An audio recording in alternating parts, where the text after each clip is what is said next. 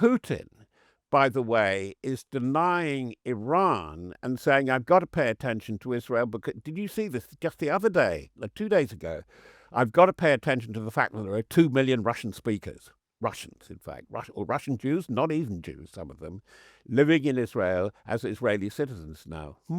That's very interesting. Hi, and welcome to Superpowers, the future of global security here on Times Radio. I'm James Heapy, and this week I am joined by Robert Fox. Robert is the defence editor of the Evening Standard and a veteran war correspondent. He has, quite frankly, seen it all. And so who better to join us in a week when war in Iran seems possible? The President of the United States has been called by the NATO Secretary General Daddy. And there's a new UK national security strategy as well, which sees the return of air-dropped nuclear weapons to the UK military inventory. So, Robert, lots to discuss. Welcome for your third visit to Superpowers. I think that makes you our most popular contributor. A veteran. Why don't we start with Iran, and perhaps you can give us your prognosis for the weeks ahead. Iran, I don't have to say, is complex. A country of 90 million, immense military power, immense military weakness, a lot of confusion, and a lot of transparency because they have an articulate, highly educated middle class, and we're beginning to hear their voices. Now, I'm not being very helpful. It's balance between war and peace. How much do the Iranian forces still have to poke at Israel to cause real damage? And they have caused real damage. How much is this upsetting the calculations, not only of the United States, but their erstwhile sponsor and friend in Moscow, who seems to be going quite cold on them? And we can discuss that. Above all, are the Ayatollahs still in charge? And are we on the brink of a rather complex and very, very difficult to read civil war? And I think the latter really is a distinct possibility now. And talk us through that civil war. What is the dynamic? Does it quickly become a proxy war between the Saudis, for example, and the sort of rump of the theocracy? What are the dynamics in Iran that you see playing out? The dynamics are Iranian. Much though we would like to see it, and it would fill acres of editorial columns from San Francisco to Vladivostok, if such that it would be, oh, this is the great playground, the great global game. Actually, there's so much that is unique to Iran, and as I said, a very hard culture. It is actually quite difficult for particularly Arab forces, remember we're talking about Persians, Azeris, and Baluch, and so on, even a few Turkmen who are quite significant, they're quite allergic to Arab interference. So we can park that one. I don't think Russia is going to play there. And from what Trump and Witkoff and the others have been saying, remarkable, golly, not a word we use about Trump diplomacy, remarkable maturity, having learnt lessons about interference. Trump actually does have quite interesting fixed points in his foreign policy and diplomacy. One which we've learnt, and he really means it, he does not want a nuclear-armed Iran, and he does not believe in the wars of interference of his predecessors, and particularly his immediate Republican predecessor, George W. Bush, because he's been quite open about it, and it was true and was proved so. The way Iraq underwent an intervention to overthrow Saddam ended up as a huge mess from which it took nearly 15 years for America and Britain to extract themselves, and they haven't done it completely. Now, Trump really has learnt that. He's prepared to do deals. He said he wants to talk to the Ayatollah. But what is very interesting, he is not talking intervention. The most interesting intervention, and I don't think forensically we've gone into it enough, is Israel. Israel has boots on the ground. That's what we've got to say. Quite a few boots on the ground. Their own forces, subtle, Mossad, now turning themselves into a hybrid IDF guerrilla division with undoubtedly a lot of local support. And that's where I come to the answer of your question. what is the state of the armed forces, the regular armed forces, because they're not necessarily in accord with the bulk of the Revolutionary Guard, and the Revolutionary Guard has divisions and interests within itself.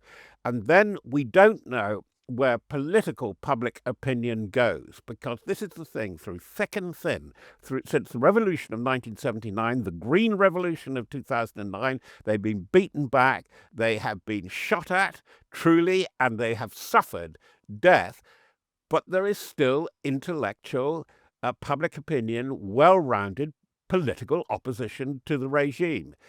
Let's see what's going to happen there. The worst case scenario, if you get an embattled hardcores around the Ayatollahs, and they do have their military, by that I mean their armed supporters, and goodness knows they get hold of some of that fissile material which has gone missing, and within a matter of months turn it into a couple of nuclear warheads for the missiles, which can be so effective. They've been written down to a great degree, but the quality is still there, for goodness sake, and they fire them particularly on targets like Haifa and Tel Aviv. That, by the way, is the reason, the military reason, why the Israeli Air Force attacked. And once they had identified the production halls, above all at Fordo, but also at Natanz, that is why America, and it was on military advice, this is the best opportunity, and they did Midnight Hammer. Yeah, I mean, my view is that the US intervention was necessary and will be judged well when the history of it all is written. You know, I was in Singapore the other week for the Shangri-La dialogue, and it was really striking that whilst in the sort of mainstream commentariat, all of the comment was around what Trump wasn't doing in Ukraine, what Trump wasn't doing in Gaza, what Trump wasn't doing in over China and Taiwan. But actually, President Macron, who gave the keynote speech, made the point 3 times that on limiting a new round of nuclear proliferation, Donald Trump's administration was doing exactly the right thing. And I think it was quite telling, because that, of all the things the world faces right now, a new round of nuclear proliferation is by far the worst. And therefore, on that, Trump is right to have intervened. The question I have, though, Robert, is will he continue to intervene until he is absolutely satisfied that the capability is completely destroyed? Or do you think he now sits back and waits to see what happens over the next few months, perhaps a new round of nuclear negotiations? I don't think there can be any sitting back. I want to make an observation. I think you've been cheating. You've been reading the copy that I've written for the Eye for this weekend, and it is precisely that. I'm sorry, Times Radio. It's not for the Times, but it's explaining why. It's the apprehension about how we are on the threshold of another nuclear arms race as to why Trump is acting, and also why Keir Starmer is acting in the way it must be said. That is a given. James, I'm going back to your military career now. They're having difficulty, and they always knew they would, with BDA, with battle damage analysis. How do you get in there? How can you be absolutely sure? And I think there will have to be a human operation, particularly with the 2 sites I've mentioned, Natanz and Fordor, because they had extensive deep underground, in the case of Fordor, facilities there. I think the facilities, the halls are still there, but the material is gone. By the way, that's why they sent the Tomahawks again and again into Isfahan, because they think that was another storage point. Just to say anecdotal, because it's absolutely up there. You can see it on satellite, on YouTube, and so on. There was a very suspicious convoy of trucks going away from Fordor about 3 or 4 days before a midnight hammer. I think there's a question of time. Time is not on anybody's side here. And I think that is something that Trump's entourage, and it's beginning to be very interesting to see who they are. He's still got his buddy Witkoff there, and Witkoff will still be played.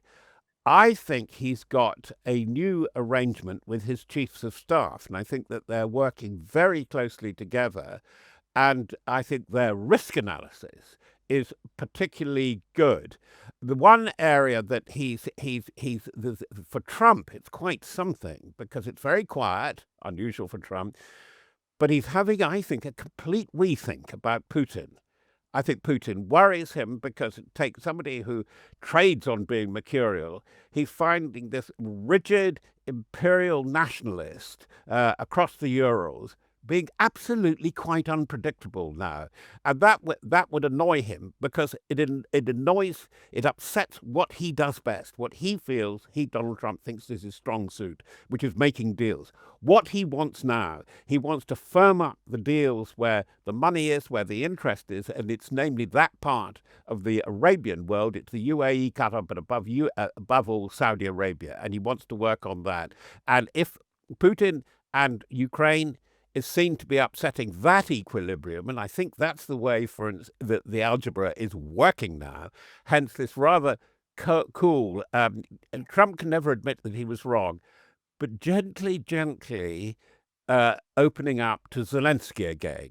They're not going to have US military aid at the scale before, but it looks to me as if Trump is offering aid in quality. By that, he's not said no, double negative, I know, to sending more patriots, and patriots are scarce. Now, that really is quite something. The change of mood music from the meeting at the Vatican at the Pope's funeral through to the NATO summit, it's a very different thing. We're with NATO, we're with European NATO, and we are not turning away from Ukraine. But Ukraine must not think America is in the lead of NATO's effort for support. Get on with it, Europe. And that was the big headline from the Hague summit. But there is a big change, and there is a very subtle change in the subsequent 200 or 250 days of the Trump second presidency. It's obvious that Israel are wanting more than just regime change here. I was fascinated by your assessment of a heavy Mossad presence already in Iran, allied with opposition groups, and the route that brings to civil war. Do you think anybody will stand in Netanyahu's way of driving regime change? I think the Americans will be quietly saying, very un-Trump-like, as one of the advisors to Blair said in 2003, Cambridge professor expert on Iraqi affairs, look before you leap, Prime Minister. And I think that that's what the Americans are saying, because there you're absolutely right. You get it even in the liberal press that Bibi Netanyahu comes up and says, let's have regime change. Trump is saying no, but Trump is trying to save Netanyahu at the moment. To what end, I am not sure, because the one thing that Trump, it sounds odd to say it, Trump doesn't like wars, and he doesn't like gratuitous violence, peculiarly.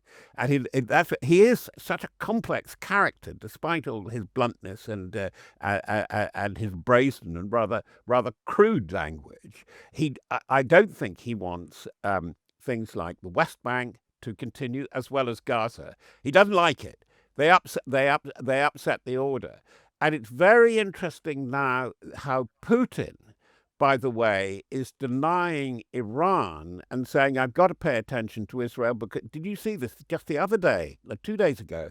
I've got to pay attention to the fact that there are 2 million Russian speakers, Russians, in fact, or Russian Jews, not even Jews, some of them, living in Israel as Israeli citizens now. That's very interesting. But going back to regime change, and I think it's where the Americans absolutely understand it, there's no replacement. America has learnt the lesson the way the Brits were completely seduced, you may remember, in 2002, 2003, by a man called Ahmed Chalabi, who was a bit of a chancer, and he was the head of the so-called Iraqi National Congress. And he persuaded, I had senior generals, I had people attached to the intelligence service. Oh, he's got a replacement. He can completely replace the command of the Iraqi forces. They'll come over, they'll form a government, and look what happened. There was nothing there.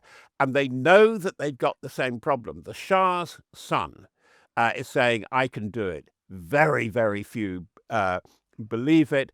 And what is fascinating, he is not getting much traction at the court of Donald Trump. Well, look, let's talk about The Hague.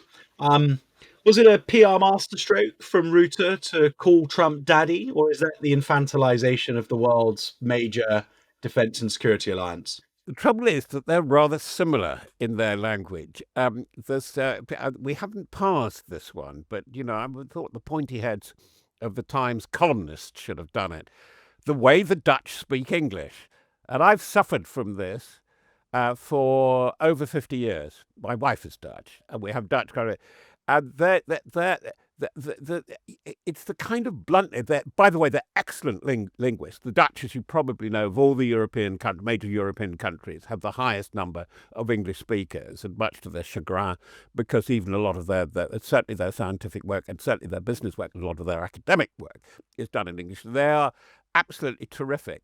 But the way it comes across, I'm closing my eyes, they have the bluntness at times and the in-your-faceness that even Geoffrey Boycott might admire. It's sort of Nordic Yorkshire that they're doing. And I've just listened to the rhythms of Rutte's language. This man is a skilled politician at dealing with coalitions and factions. And that is what he is doing. He worked it out from the beginning as Mark Rutte, was taking up office. This is the guy, this is the daddy I've really got to work with. If I can't make NATO work with Trump, and Trump walks away from us, it's no good.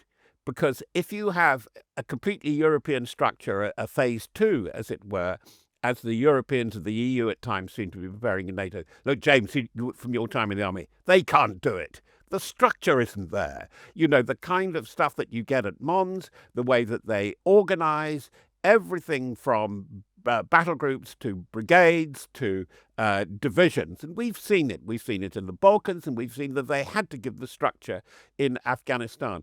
Now, Mark Rutte, who's not a military man, but, oh boy, what a card-playing politician, absolutely understands that. And to that extent, he has got, he is wooing daddy. If Trump likes it, then it's so good. And the thing is that he quite clearly started a very fruitful dialogue with Trump back in, not long after Trump was elected, saying, now, yeah, I know what you want, boss. I've got to get Europe to deliver. And it's really a pact between Mark Rutte and Donald Trump that has got us to 5%, which is a sort of ludicrous Alice in Wonderland figure in 2035. Actually, what they should be asking Starmer, Macron, and Chancellor Scholz, what are you going to do in the next 18 months? Because you might need it if Russia goes heavy on its expansionist rhetoric. So, Robert, I won't surprise you. I completely agree. I mean, firstly, I think Rutte is doing a really good job of just saying what needs to be said to keep Trump, his administration, and those that support them on side with the Euro-Atlantic cause. And it might seem trivial to use language like "daddy," but it sort of plays to Trump's sense of he is the biggest, he's the main man in the room, he's the one that matters. And to be honest with you, every European head of government, head of state in the room would be pretending, lying to themselves if they thought that Trump wasn't that. So I thought Rutte did a good job of bringing a summit that could have been a bit of a banana skin for NATO to an end in a place of cohesive unity with purpose. But let's talk about that 5%, because I agree with you. It's it's a pretty meaningless financial commitment, to be honest. What is very interesting about Rutte, I was going to say, and it relates to the 5%, is that he talks to a brief, but he talks to a brief that he set himself not in the way of the lawyers. Sir Keir Starmer, Hamer, Lammy, your gang in Downing Street, listen up, as they say in the Royal Navy. Watch what Rutte is doing, and where your language and body signals do not carry the credibility, I'm afraid, of Mark Rutte. Because, what has happened, and I'm, compared with previous times, I'm not as gloomy about British defence as I was on our two previous occasions, James. Now, why? What is the symptom of it? And it's only a small thing, maybe a good deed in a naughty world. The national security strategy is one of the briefest, most direct, most elegant, well prepared, well written documents I have experienced from British Ministry of Defence and government. It actually came from the Cabinet Office, but authored by John Bew, the historian. It's one of the best I've ever read. And it says, look here, we are under grave threat, and that's the government's problem, because you hear that, the commander fleet gave a very good speech the other day. We need a dialogue with the public to show that we are not messing. It's not that we are in danger. We, us together are in danger for the following reasons. Now they're getting really good at spelling it out. It was trailed a bit. It was a bit all over the place, as these things always are in the Strategic Defence Review. And then it was nipped in. The capstone is the national security strategy. Now listen up, because this is what we've got to do. Now, what I hope, because these excellent people like John Bew, like Fiona Hill, like General Barrons and George Robertson, is to say to the government, we have given you the advice. We are here to help you focus the policy. Give us now, the nation, your policy priorities. And I think we're particularly blessed with some very, very good commanders. I can't see why on earth at Major General, Brigadier, Squadron Leader, or whatever, what the hell they're doing there, because they're extremely, you know, robust. They are physically and mentally agile. These people, and they're doing it. They're prepared to do it. The joint production of drones, of tactical drones with Ukraine. It's absolutely brilliant, and it's the way forward. And you don't have to go through the old treasury, all the things you will have known when you were in the army. The operational requirement, this ritual. So if you get a big project in, it's 6 years, as Tony Radican, the CDS, was pointing out today, 6 years before you can even frame, place, and sign the contract. You haven't even started building the frigate or tank then. The change of attitude to that, and it's incumbent to have suffered from that system, who are really getting behind it and behind the change. And I'm not saying all is best in the best of all possible worlds, but things are very much better.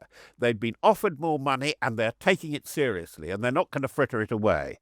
Well, Rob, I hope you're right. I share your optimism in that. I think it was brilliant John Bew was brought back to write the national security strategy. For listeners that are unfamiliar with that name, John is an academic, but he wrote the Integrated Review and the Integrated Review Refresh, which were products of the Boris Johnson and Rishi Sunak governments. And then in an act of admirable sort of bipartisanship, Keir Starmer asked him to come back and write the new national security strategy. So he is a real brain who isn't in it for the politics. He is just a really good thinker around what the UK's national security needs are. So that, I agree with you, that's good. I also think that George Robertson, Fiona Hill, and Richard Barrons were a great team. The thing about John is that he is a brilliant biographer of Attlee. Now, for Starmer and Starmer's project, and Starmer having to get to grips with the security reality of today, and they are harking back to Attlee a lot, it's absolutely brilliant that he can pull this together. I think it is so important. What is so important, the thing that I don't want to invidiously name names all the time, but something that seemed relatively unspectacular was incredibly badly organised from a publicity point of view. The Land Warfare Conference this year, for instance, where the capstone was set with the opening speech by the organiser, General Sir Rowley Walker. And frankly, as issued by the MOD, his opening speech looked an absolute mess. Once he got up and delivered, it was absolute magic, but it set the agenda for the whole discussion for a day and a half about where we want to go with our armed forces, not just the army, why we have to do it now, how we work with the allies. And it was, obviously you had the opposition, the difficulties of Russia, a bit the Middle East, not nearly enough, but this is a huge problem which I hope we can discuss. China, which is huge now, but saying it was hierarchies again. This is what we do, and this is the way we go about it. And everybody spoke to the motion, and there was a concluding speech which, for goodness, I don't know, government information said it had to be off the record closing speech, and it was his swan song from Admiral Sir Tony Radican, and he gave his very strong point. It went out live by mistake on GB News, by the way, just anecdotally. And Tony made the point, which I know he makes very strongly. Look, it's home and abroad. It's NATO first abroad. It's nuclear. We are a premier nuclear power, and it is absolutely clear we are the premier democratic European nuclear power, because France will not play the political game. We can go into that. And we can't abandon America. America is still the key ally to all of us. And the way the agenda set was absolutely brilliant, and they faced all the problems. But there's something else coming up, though, which is very difficult, and it's very difficult for the government, and the government's being cautious. Sorry to be, it's a sunny day, I'm sounding very positive, but it's being very realistic about it, and it is China. Yeah. But, well, Robert, look, I'm, even as someone who hails from the other side of the aisle, I'm ready to believe that this is a genuine reset of UK defence. I agree with you that the mindset in the department, the leadership in the department, is all of one voice, and that's really important. But if there is not the new money that is needed to enable that transformation, and that new money doesn't come now rather than always jam tomorrow, then the behaviors won't change. For all of the good intent, for all of the words on pages in reviews and strategies, fundamentally the realities of defence procurement will be unchanged, because the services won't change their behaviour. And I am nervous that the Treasury are still playing games. The Treasury is still playing game, and the problem with the Treasury, it still thinks it is the game. But I think that could change. That I think certainly. I don't understand him, because he doesn't talk tactics, concepts. I mean, we don't understand the inner meaning. We don't share the inner meaning of Niccolo Machiavelli together. And I'm talking about John Healey now. As a journalist, I find him quite opaque. By the way, and I think intentionally on his part. What I do see in him is an absolutely top-level politician. And what does a politician do?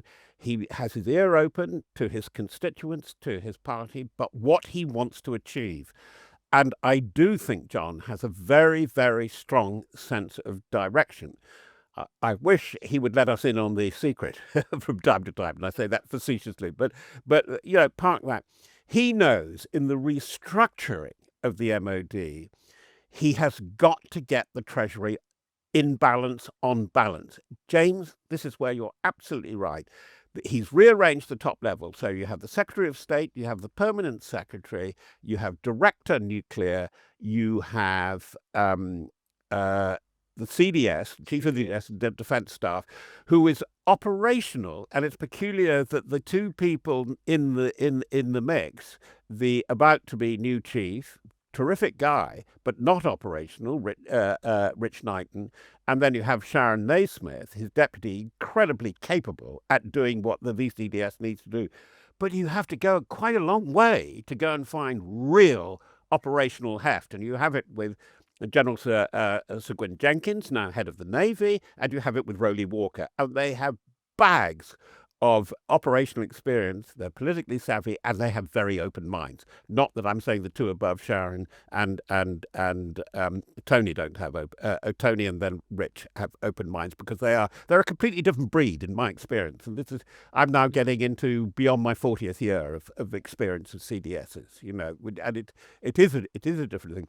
The problem is the last person or figure I haven't mentioned, and I think we should really focus. And it's a man, awful acronym, NAD, the National Armaments Director. Now, James, if this new job, the National Armaments Director, really worked, and I think they're funking it, then you could get all these things like procurement, the money, the policy, by that the practical interferences, including at the operational level that you get from the Treasury, for no very good reason at all, and very often for very bad reasons. Unless we get that right, I think that they've got to do it. And they've got Andy Start, excellent, as the acting figure, but he is not quite cast for it because it's a very peculiar kind of animal you want. Somebody, bags of common sense, bags of business, bags of understanding the machinery of Whitehall. It's an enormous ask. But otherwise, if you fail, if you get this slightly askew, you'll hand it all over to the Treasury again, because they've, as you know, that they've centralised the old reforms of Levine, where he put budgets out to the individual commands of the principal three armed services. It's all come back into the centre. If the MOD and the Cabinet Office, and Jonathan may have a role in this, Jonathan Powell, are weak, then the Treasury takes over. And the Treasury has ballsed so many things up in the world that you and I have inhabited from our different roles and our different perspectives.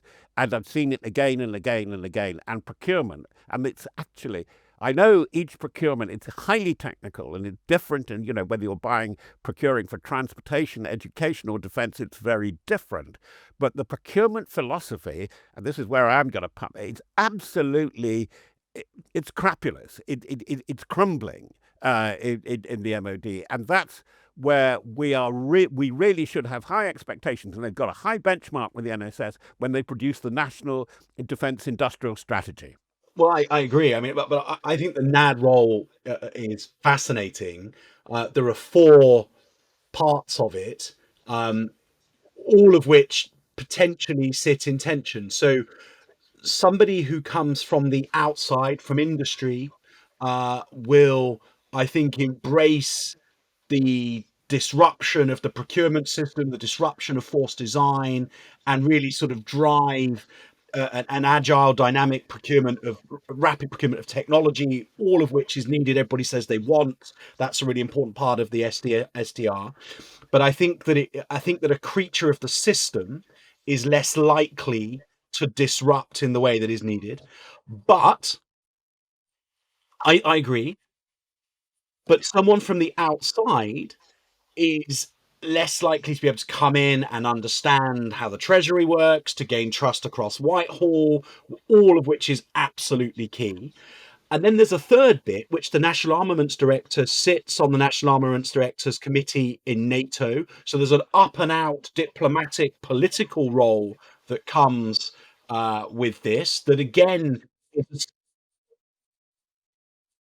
so there's a skill set in that. And then the fourth bit is you become incredibly empowered around a number of very politically sensitive decisions. And I think it's really interesting that whilst the MOD is in the process of trying to hand over politically sensitive decisions to someone like the National Armaments Director, the UK Health Secretary has just dismantled NHS England precisely to bring very sensitive political decisions back into ministerial control. So I'm just a little bit nervous that you've got the need for a disruptor that lends itself to an outsider, but the need for Treasury whispering, which lends itself to an insider. You need political nous to do the up and out. But if you're too political, you'll rapidly get your wings cut because the ministers will want to own the big political decisions. So there's all sorts of tensions that I'm nervous can't be reconciled. Yes, and the thing is, like psychobabble, you have Whitehall babble, and you have people saying, "Oh, yes, and they can't do the," and we mustn't fall victims to language, because the other thing where they have to move fast, where the MOD and UK has surprisingly strong advocates, is in AI and science, where it's going, and you get this sort of nudge, nudge, wink, wink, look, both in the SDR and the NSS with what's coming up the line with AI, with computing, and with quantum. I was at the AWE, Aldermaston Weapons Establishment. Thank you, MOD. They invited journalists for the first time in 10 years. And it was an absolutely exemplary visit. Because and I hope I don't get anybody into trouble, in a very intelligent way, the directors were prepared off the record to speculate about what might be coming down the line, what definitely under the current remit they couldn't talk about, but what they had to think about necessarily. For instance, I think that we'll have to do a bit of testing of the ordnance they're going to put on the tactical weapon, which will go on the F-35A.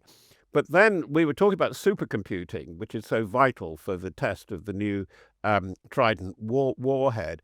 And they were saying, I said, well, what about quantum? They said, of course, we know quantum's on the way.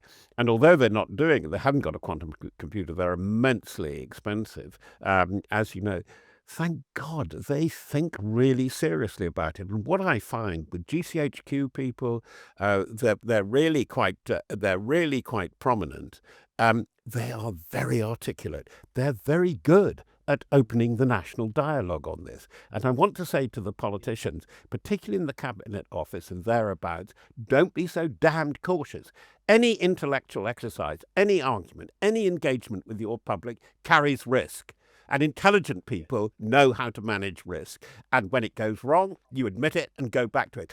And we're at last getting back to risk again. You've cast a fly on China a number of times, and I'm going to bite.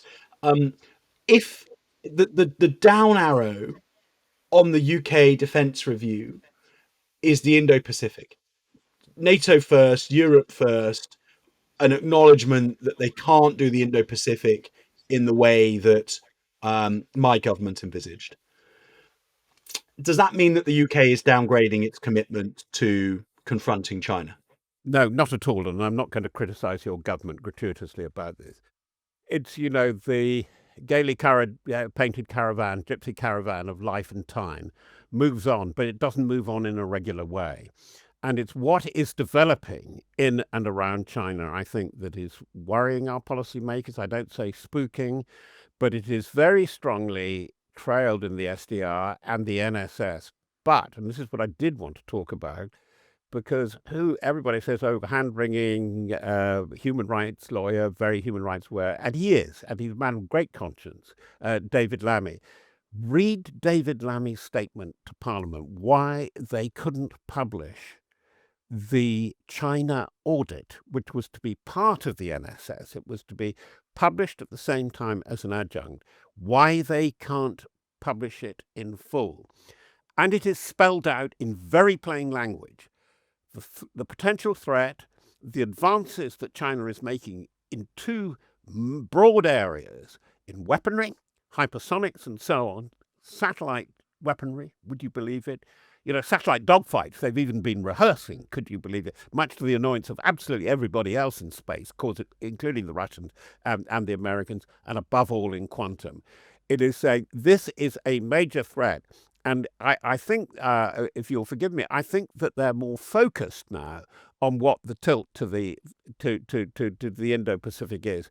We have to be there because we have an interest in the trade and activity there. But actually, the British merchant fleet, which is also worrying, is so diminished. But we've got to be in there as an ally, as a partner, as the backup. And that's actually the role which Rowley spelled out so well in the land warfare conference. This is the land role of Britain in Europe for NATO.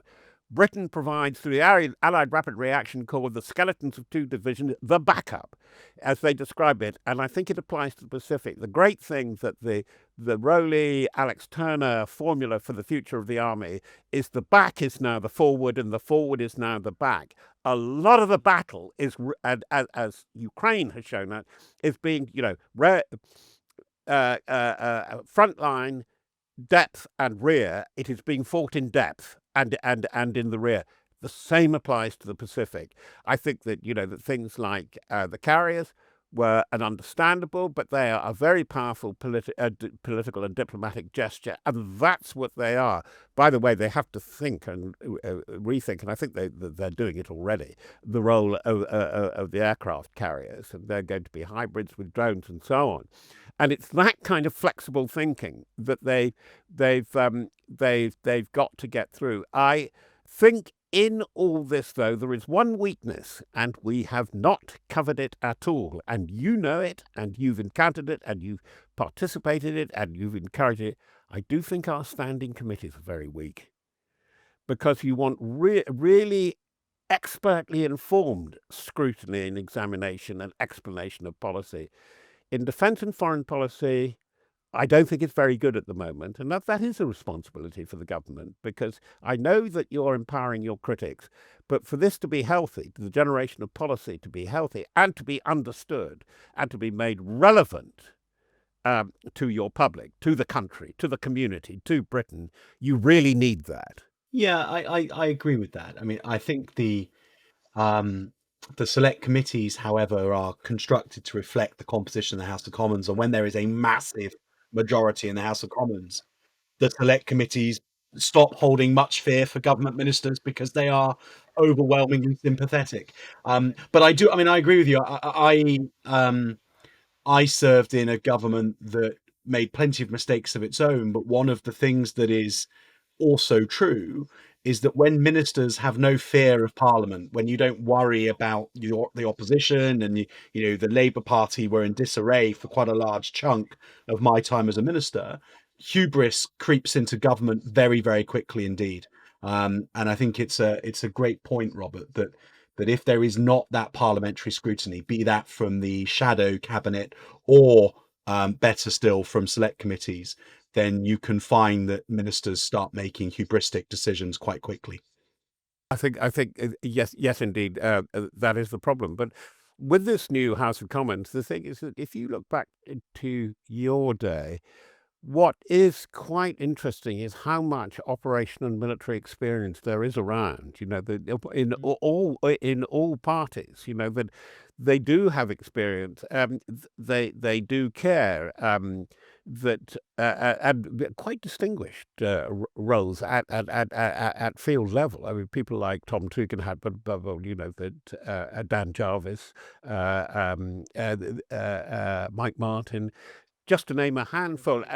Yeah, they're very important. They're very important and very useful. And they're trying to do their stuff. They are doing their stuff. The other thing is, what is so interesting is my world is the defense correspondents. And the thing is that they're quite they're quite few. They're quite tight. They are very good, because what the public doesn't understand, thinking of Times Radio, thinking of now name names, Larissa Brown, Jerome Starkey of The Sun, your stable, Times Radio, Debs Haynes, they work so much harder than I ever did. They're finding things out, they're churning things out. And the thing is, they're finding time to think as well. But it's such a narrow constituency. Their problem is a lot of their editors simply don't care. They don't understand this new world we're in. You talked about the imminent threat of quantum, and one of the things that completely underlies this, and I'm discussing with Fiona Hill, it turns out we're both writing books about it, is a phenomenon I call, and I picked it up from the Italian expression, demographic wintering. The aging of the population, which has a tremendous effect, almost unexpected, in attitudes to public service, for example, as well as recruiting. It affects the way you look at veterans. It affects the way in the community you get volunteers to work. You expect the old so-and-sos like me to still be engaged and working. This is the thing you cannot get the editorial class to be interested in, because you clickbait, you go onto TikTok, it's all kids. And I mentioned my admired colleagues in the Defence Correspondents Association. They're so much far ahead of their editors in many ways. Well, on that note, I will thank you very, very much indeed for a fascinating and expansive third appearance on Superpowers, Robert. It's a pleasure to have you on. Keep doing what you do. James, it's always a pleasure, but I'm trying to restrain myself from calling you Daddy. And on that note, I am Daddy, James Heapy. You've been watching Superpowers, the future of global security, here on Times Radio. For more of Times Radio's brilliant geopolitical commentary at a time of real uncertainty in the world, make sure you do subscribe to the Times Radio YouTube channel. But for now, goodbye. See you next week. Bye, everybody.